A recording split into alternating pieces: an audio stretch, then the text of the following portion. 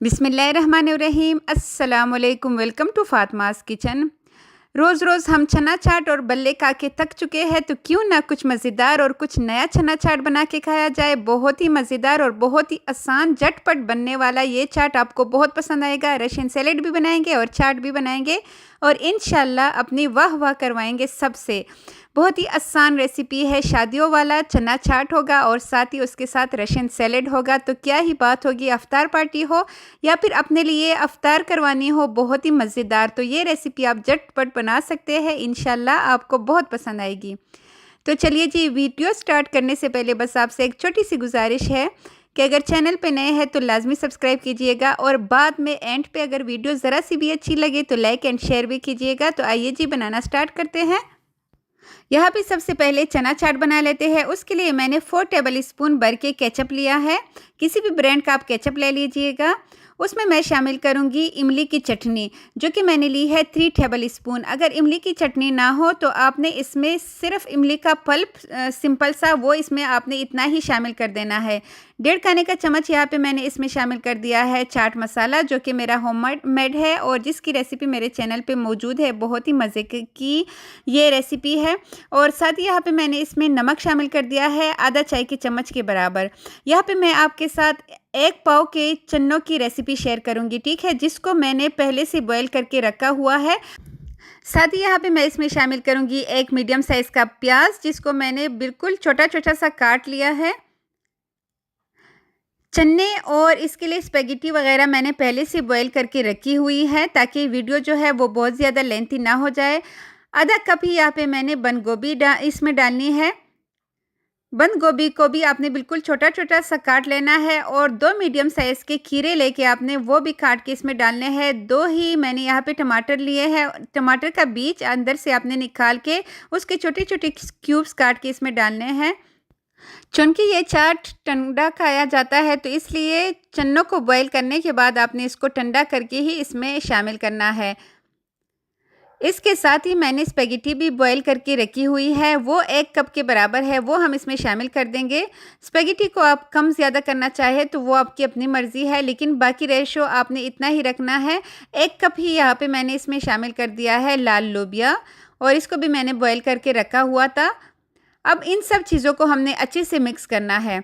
अच्छा, अब जब भी कोई भी चीज़ बनाते हैं तो उसमें मज़ा तभी आता है, टेस्ट तभी आता है जब आप उसको मैरिनेशन का थोड़ा-सा टाइम दे देते हैं। जब आप उसको सही से कर लेते हैं ना मिक्स वग़ैरह, तो उसके बाद आपने उसको रेस्ट देना है। रेस्ट देने से ये होगा ना कि मसाले जो है वो हर एक चीज़ के अंदर जज़ब हो जाती है, जिससे टेस्ट बहुत ही अच्छा आता है। अगर आप जैसे ही बना के आप सर्व करेंगे ना, तो उससे इतना मज़े का टेस्ट नहीं आएगा जितना आप इसको रेस्ट देंगे उसके बाद इसका बहुत ही ज़बरदस्त टेस्ट आता है। तो आपने लाजमी जब भी कोई भी इस तरह के सैलेड वगैरह बनाए या फिर कस्टर्ड या फिर खीर केक वगैरह, तो आपने लाजमी उनको पहले रेस्ट देना है। इसको हम फ्रिज में रख देते हैं। यहाँ पे हम रशियन सैलेड रेडी कर लेते हैं। यहाँ पे मैंने इसके लिए आधा कप मायोनीज़ लिया है, तो आधा कप ही हम इसमें शामिल करेंगे क्रीम का। अच्छा, अब जब भी मायोनीज़ इस्तेमाल करें ना इस तरह किसी भी सैलेड में, तो आपने उसी में उतनी ही क्रीम शामिल करनी है, इससे टेस्ट बहुत ही अच्छा आता है। आधा कप मायोनीज़ है तो आधा कप ही हम इसमें क्रीम शामिल करेंगे। चम्मच को भी अच्छे से साफ़ करेंगे और जो बाउल्स मैंने यूज़ किए हैं ना, उसको भी मैंने अच्छे से साफ़ कर दिया है उंगली से। हमारे अपने हाथ साफ़ होते हैं तो इसमें कोई शर्म की बात नहीं होती। इसमें मैं 2 खाने के चम्मच भर के मैंने चीनी का पाउडर शामिल किया है। सिंपल चीनी को ग्राइंड कर लीजिएगा, उससे पाउडर बन जाएगा। और 1 खाने का चम्मच भर के इसमें मैंने दूध शामिल कर दिया है। अब हमने इसको अच्छे से बीट करना है। हाथ की हैंड बीटर की मदद से हम इसको बीट करेंगे सिर्फ़ और सिर्फ 2 मिनट के लिए। हमने इसमें को इसलिए बीट करना है ताकि चीनी भी इसके अंदर अच्छे से जज़ब हो सके। अब यहाँ पे मैंने कुछ फ्रूट्स लिए हैं। यहाँ पे शादियों वाला जो सैलेड होता है रशियन सैलेड, उसमें फ्रूट्स का इस्तेमाल थोड़ा सा कम किया जाता है। मैंने रेड कलर के एप्पल्स लिए थे 3 अदद और ग्रीन कलर का एप्पल लिया है 1 अदद, ठीक है। वो काट के हमने इसमें शामिल करने हैं। छिलके उतारने की ज़रूरत नहीं है, छिलकों समेत ही ये मज़े के लगते हैं। यहाँ पे मैं इसमें 1 कप भर के, बल्कि ज़्यादा ही है, बॉयल किया हुआ मैक्रोनी इसमें शामिल करूँगी और इसका टेस्ट बढ़ाने के लिए हम इसमें शामिल करेंगे पाइनएप्पल। जो पाइनएप्पल होता है कॉकटेल डिफरेंट कलर के, वो आपने इसमें शामिल करने हैं ताकि लुक इसकी बहुत ही ज़बरदस्त आए। पाइनएप्पल तो खाते हुए भी मज़ा आता है, लेकिन अगर कलरफुल हम इसमें शामिल करेंगे तो लुक वाइज भी ये बहुत ही मज़े का लगेगा। अब हमने इसको अच्छे से मिक्स करना है। जितने मैंने फ्रूट्स बताए हैं उसके लिए इतना ही क्रीम इनफ है। अगर आप ज़्यादा फ्रूट्स डालना चाहते हैं तो फिर आपने क्रीम की क्वांटिटी डबल कर देनी है, क्रीम और मायोनीज़ की, ठीक है। अब इसको अच्छे से मिक्स करने के बाद आपने इसको कवर करके छोड़ देना है। आप चाहे तो इसमें बाकी फ्रूट्स भी ऐड कर सकते हैं, लेकिन क्योंकि ये शादियों वाला सैलेड है तो आपके घर सिर्फ एप्पल भी हो तो आप इसको बना सकते हैं। और यहाँ पे आपने कवर करके इसको फ्रिज में रख देना है 1 घंटे के लिए, ताकि ये अच्छे से सेट हो सके। और यहाँ पे 1 घंटे बाद इसकी कंडीशन कुछ ऐसी है, क्रीम ने हर एक चीज़ का जायका ले लिया, हर एक चीज़ ने क्रीम का जायका ले लिया है और सैलेड हमारा अच्छे से सेट है। अब हम इसको निकाल देते हैं।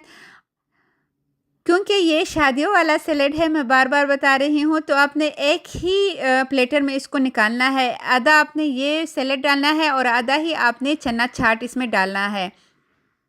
और जब आप इसको सर्व करेंगे, इसको आप दस्तरखान पे रखेंगे तो यकीन करें आपके दस्तरखान को 4 चाँद लग जाएंगे और इंशाल्लाह हर कोई आपकी तारीफ़ करेगा, उँगलियां चाटता रह जाएगा और ये चाट जो है वो आपकी फैमिली के लिए कम पड़ जाएगा। बहुत ही मज़ेदार और बहुत ही शानदार रेसिपी है।